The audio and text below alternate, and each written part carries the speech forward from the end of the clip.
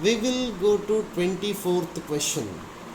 A pan filled with hot food cools from 94 degrees centigrade to 86 degrees centigrade in 2 minutes.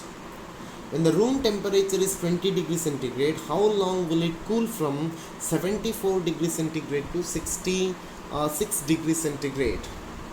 Here Newton's law of cooling is required. So d theta by dt, which is equal to k into theta 1 plus theta 2 divided by 2 minus theta naught, that is surrounding temperature.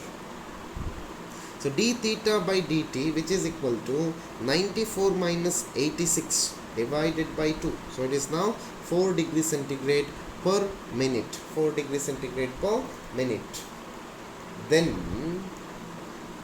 they have given theta 1 is equal to 94 degree, theta 2 is now 86 degree, and theta naught is equal to 20 degrees centigrade. So 4, which is equal to now k into 94 plus 86 divided by 2 minus 20. So it is now 70k, or k is equal to 4 by 70. For fall in temperature from 74 degrees centigrade to 66 degrees centigrade. So 74 minus 66 divided by t, which is equal to 4 by 70k into 74 plus 66 divided by 2 minus 20, which is now 4 by 70 into 15. So t becomes equal to 8 into 7 divided by 4 into 5, which is now 2.8 minutes. 2.8 minutes. So option is now B. 24th question, option B is correct. 25th question. 4 rods with different radii R and length L are used to connect two heat reservoirs at different temperature. Which one of will conduct most heat? So rate of heat conduction through any rod, which given by dq by dt, which is equal to k into pi r square area into t2 minus t1 divided by length L. So I can say that dq by dt, which is directly proportional to r square by L. So this ratio must be maximum.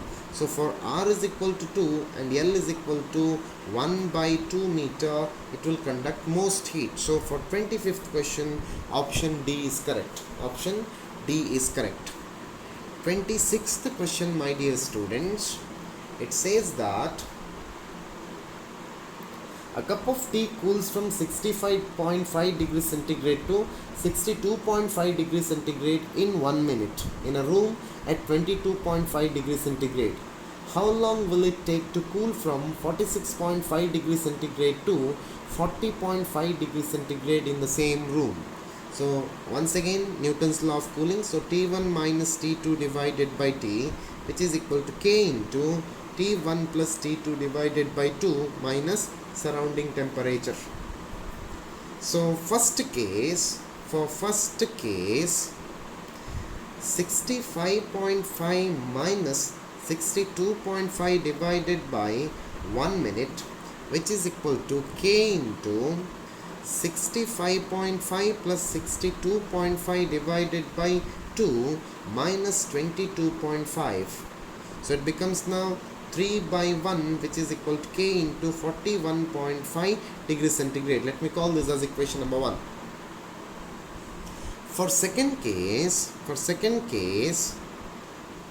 46.5 minus 40.5 divided by t, which is equal to k into 46.5 plus 40.5 divided by 2 minus 22.5. It becomes now 6 by t, which is equal to k into 21 degrees centigrade. This is equation number 2. So what we are going to do now, we are dividing equation 1 by equation 2. It is now 3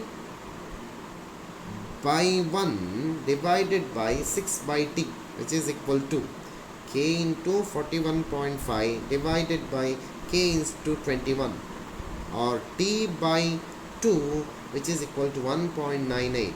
T is equal to 3.96 minute, or this is almost equal to 4 minutes. So option A is correct for 26th question. Option A is correct for 26th question.